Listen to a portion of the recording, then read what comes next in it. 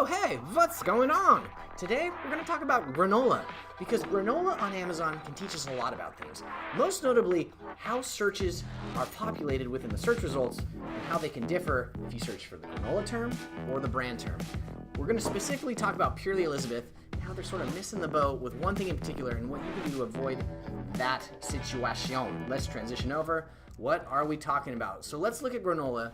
And let's look at the amount of real estate that Amazon is allocating towards stuff that is paid. So I search for granola, advertisement. Now these aren't paid, but this is stuff that isn't organic. These are all Amazon's brands. We've seen this before. Here's your first organic rankings. So because of all this real estate that's being tied up, your organic listings it's never been more important to get good rankings for them. So Purely Elizabeth, let's find out where you are ranking for this search term. So here's a Purely Elizabeth listing. However, you see it's sponsored. Let's keep going down. All right, right here, the first one, Purely Elizabeth Ancient Grain Granola. Let's click into this and see what's happening. So you would think that they would be all over this listing, but as you can see, it's available from these sellers, and they are not. So what happened here? Let's go back and look at the numbers. 1,590 days of data, and it looks like Amazon sold this item right here. You can see in orange way back in the day, and then probably crapped out on it. And then Purely Elizabeth didn't have a 3P strategy to pick it up, and thus third-party sellers jumped on it.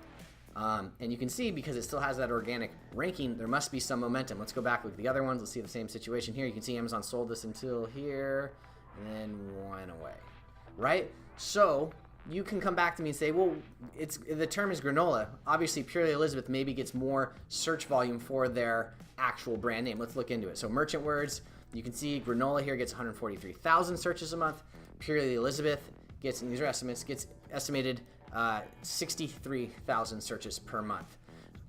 If we look at how those searches differ, what I've got here is on the left, this is a search for granola.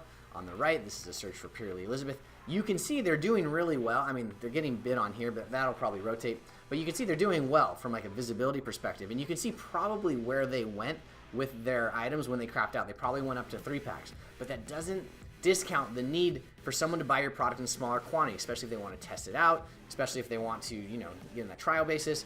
So you can see that it's quite a different search experience. So what should Purely Elizabeth do? I need to find that thing. Where was it? Right there.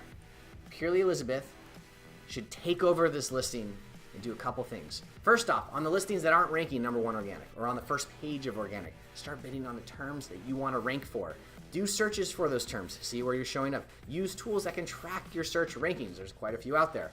Look at where you're placing, and if you're not on the first page or where you want to be, bid on those terms. Amazon's going to say, hey, look, you paid for this term. That person searched for this item and then bought your product. I'm going to give you some organic boost in the search results. Do that.